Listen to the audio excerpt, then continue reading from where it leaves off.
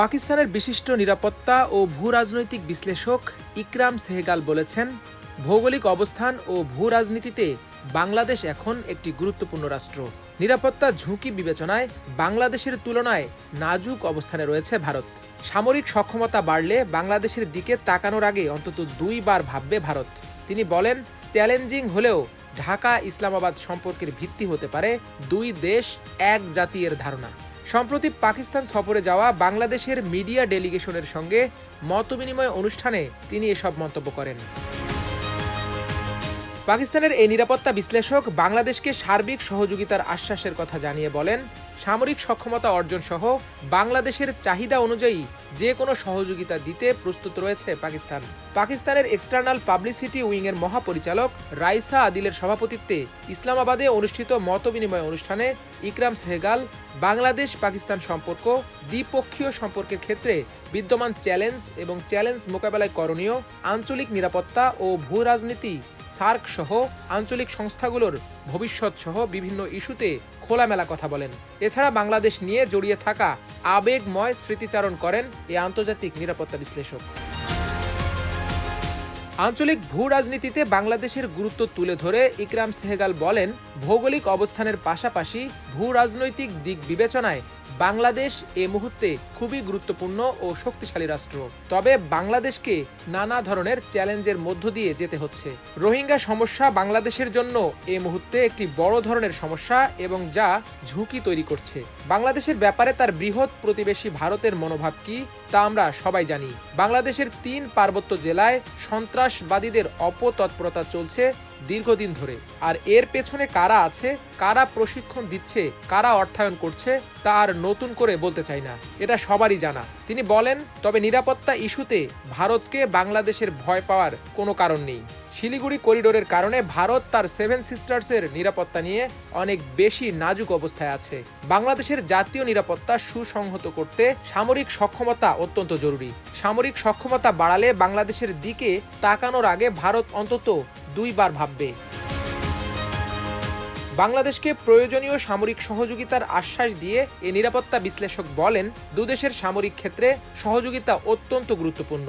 পারস্পরিক প্রশিক্ষণ বিনিময় সহ যে কোনো ধরনের সামরিক সহযোগিতা দিতে আমরা প্রস্তুত রয়েছি। তিনি বলেন, বাংলাদেশের সশস্ত্র বাহিনী নিয়ে আমি গর্ব করে থাকি।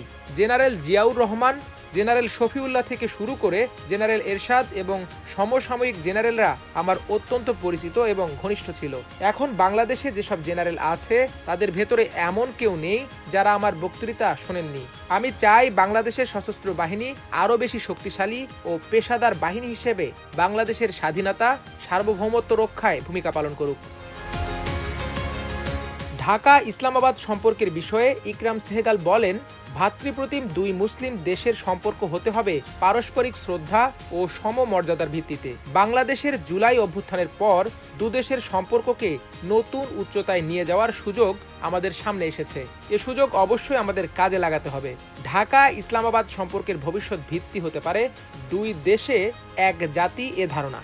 তবে এ ধারণার বাস্তবায়ন নিশ্চিতভাবেই চ্যালেঞ্জিং, কারণ এটা বাস্তবায়ন করতে হলে ভিসা পদ্ধতি তুলে দেয়া, 2 দেশের মধ্যে অবাধ ও শুল্কমুক্ত বাণিজ্য, টাকা ও রুপির সহজ বিনিময় পদ্ধতির প্রচলন সহ বেশ কিছু গুরুত্বপূর্ণ সিদ্ধান্তের প্রয়োজন রয়েছে। এছাড়া দ্বিপক্ষীয় সম্পর্কের ক্ষেত্রে অনিষ্পন্ন ইস্যুগুলোর দ্রুত সমাধান জরুরি। প্রতিবেশী ভারত চাইবে না 2 মুসলিম দেশ এতটা ঘনিষ্ঠ হোক। দিল্লির শাসক গোষ্ঠী বিজেপি আরএসএস এর মূল ডক্ট্রিনই হলো যে কোনোভাবেই হোক মুসলিমদের কোণঠাসা করা। 71-এর প্রসঙ্গ তুলে ধরে এই নিরাপত্তা বিশ্লেষক বলেন, 71-এ যা ঘটেছে তা অত্যন্ত ভয়াবহ, এটা নিয়ে কোনো প্রশ্ন করার সুযোগ নেই। তবে সামনে এগিয়ে যেতে এই বেদনার স্মৃতি আমাদের পেছনে ফেলতে হবে। বাংলাদেশের জনগণের বেদনাকে অবশ্যই আমাদের ভাগাভাগি করে নিতে হবে। তিনি বলেন, 2 দেশের জনগণের মধ্যে পারস্পরিক আস্থা ও বিশ্বাস বৃদ্ধি এক্ষেত্রে গুরুত্বপূর্ণ।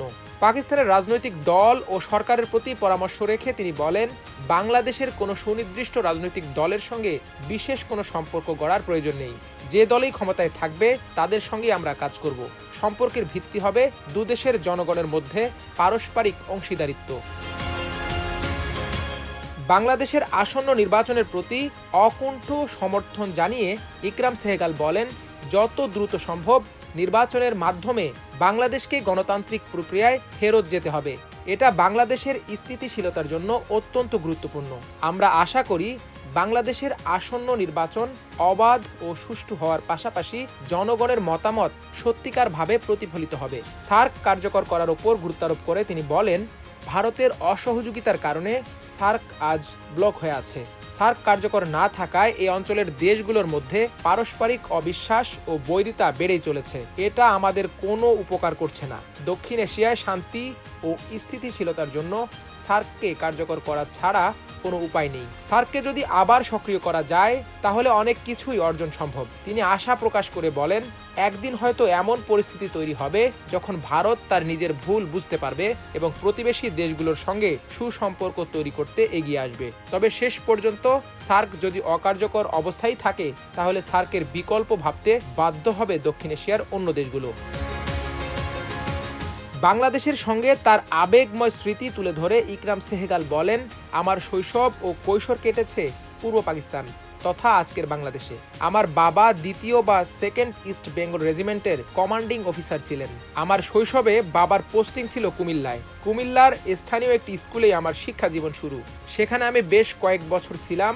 পরবর্তী সময়ে বাবা সিলেট অঞ্চলে ইপিআর এর সেক্টর কমান্ডার হিসেবে দায়িত্ব পালন করেন। সে সময় সিলেটের বিখ্যাত এমসি কলেজে আমি ভর্তি হই। পরে আমরা ঢাকায় চলে আসি এবং আমি নটরডেম কলেজে ভর্তি হই। 1964 সালে পাকিস্তান সেনাবাহিনীতে আমি ক্যাডেট হিসেবে যোগ দেই। বাংলাদেশ নিয়ে আসলে আমার স্মৃতির শেষ নেই। আজও আমার বাংলাদেশের সাংবাদিক, বুদ্ধিজীবী, সামরিক বেসামরিক আমলাসহ বিভিন্ন শ্রেণী পেশার মানুষের সঙ্গে যোগাযোগ রয়েছে। প্রথম আলোর সম্পাদক মতিউর রহমান ও ডেইলি স্টার সম্পাদক মাহফুজ আনাম আমার ঘনিষ্ঠ বন্ধু। তাদের সঙ্গে নিয়মিত যোগাযোগ হয়। বাংলাদেশে কখন কি ঘটছে তা আমার জানা। নিজের মায়ের কথা বলতে গিয়ে আবেগ আপ্লুত ইকরাম সেহগাল বলেন, আমার মা বগুড়ার মেয়ে। মায়ের কারণে বাংলাদেশ এবং বাংলাদেশের জনগণের প্রতি আমার আলাদা আবেগ রয়েছে। এখানে অনেকে আমাকে 71-এর মুক্তিযোদ্ধা বলে থাকে। যখনই কোনো বাংলাদেশির দেখা পাই আমার তখন কেবল মনে হয় এরা আমার মায়ের দেশ থেকে এসেছে। আমার কাছে তাই বাংলাদেশিদের অবস্থান অন্যদের থেকে আলাদা। রাইসা আদিল বাংলাদেশ পাকিস্তান সম্পর্ককে ঐতিহাসিক আখ্যা দিয়ে বলেন, বাংলাদেশের সম্পর্কের অন্যতম মূল ভিত্তি আমাদের অভিন্ন সংস্কৃতি, অভিন্ন ইতিহাস ও ঐতিহ্য। তিনি দুদেশের জনগণের মধ্যে পারস্পরিক যোগাযোগ বাড়ানোর ওপর গুরুত্ব দিয়ে বলেন, গণমাধ্যম সহ বিভিন্ন শ্রেণী পেশার মানুষের মধ্যে অবাধ যাতায়াত ও পারস্পরিক সহযোগিতা বিশেষভাবে জরুরি। দুদেশের নতুন প্রজন্মের মধ্যে পারস্পরিক যোগাযোগ বাড়ানো দরকার। দুদেশের নতুন প্রজন্মের ছেলেমেয়েরা একে অন্যের যত কাছাকাছি আসতে পারবে দুদেশের সম্পর্কের ভিত্তি ততই দৃঢ় হবে। দুদেশের সম্পর্কের ক্ষেত্রে কোনো ভুল বোঝাবুঝি থাকলে তা আলোচনার মাধ্যমে সমাধানের ওপর জোর দেন রাইসা আদিল। বাংলাদেশের ডেটাবেস সুরক্ষা নিশ্চিত করার পাশাপাশি ডেটাবেস সিস্টেমের আধুনিকায়নে প্রয়োজনীয় কারিগরি সহযোগিতা দিতে প্রস্তুত রয়েছে পাকিস্তান। দেশটির ন্যাশনাল ডেটাবেস অ্যান্ড রেজিস্ট্রেশন অথরিটির প্রধান কার্যালয়ে বাংলাদেশের মিডিয়া ডেলিগেশনের সঙ্গে মতবিনিময় অনুষ্ঠানে প্রতিষ্ঠানটির চেয়ারম্যান লেফটেন্যান্ট জেনারেল মোহাম্মদ মুনির আফসার এ সহযোগিতা দেওয়ার আগ্রহের কথা জানান। জেনারেল আফসার বলেন, পাকিস্তানের নাগরিকদের ডিজিটাল জাতীয় পরিচয়পত্র দেয়া, সরকারি ডেটাবেজে সংবেদনশীল তথ্য সন্নিবেশন, এর রক্ষণাবেক্ষণ, সর্বোপরি গুরুত্বপূর্ণ ও স্পর্শকাতর তথ্য ভাণ্ডার সুরক্ষিত রাখা এই প্রতিষ্ঠানের প্রধান কাজ। আমাদের ডেটাবেজ এখন সুরক্ষিত। পাকিস্তানের বাইরে আমরা আফ্রিকার বিভিন্ন দেশকে এক্ষেত্রে সহযোগিতা করছি। সোমালিয়া, কেনিয়া, নাইজেরিয়া ও সুদানের মতো দেশগুলোতে তাদের জাতীয় পরিচয়পত্রের ব্যবস্থাপনা, বায়োমেট্রিক, ই পাসপোর্ট এবং নাগরিকদের নিবন্ধন ব্যবস্থায় আমরা কারিগরি সহায়তার পাশাপাশি প্রশিক্ষণ সুবিধা দিচ্ছি। তিনি বলেন, ডেটাবেসের নিরাপত্তা সরাসরি জাতীয় নিরাপত্তার সঙ্গে সংযুক্ত। বাংলাদেশ প্রসঙ্গে তিনি বলেন, বাংলাদেশের কেন্দ্রীয় ব্যাংক থেকে রিজার্ভ চুরির ঘটনা সহ নাগরিকদের বিভিন্ন তথ্য হাতছাড়া হয়েছে বলে আমরা বিভিন্ন সময় খবর পেয়েছি। এটা খুবই উদ্বেগের বিষয়। বাংলাদেশের ডেটাবেস সুরক্ষায় প্রয়োজনীয় কারিগরি সহায়তা দিতে প্রস্তুত রয়েছে পাকিস্তান। তিনি বলেন, ডেটাবেস সুরক্ষার কাজে বিদেশি কাউকে রাখা কোনোভাবেই ঠিক নয়। আপনি আপনার প্রয়োজনে অন্য দেশ থেকে কারিগরি সহায়তা নিতে পারেন, কিন্তু কোনোভাবেই কোনো বিদেশিকে এসব স্পর্শকাতর স্থানে রাখা ঠিক নয়। জেনারেল আফসার নাদরার যাবতীয় কার্যক্রম সফররত বাংলাদেশি সাংবাদিকদের ঘুরিয়ে দেখান।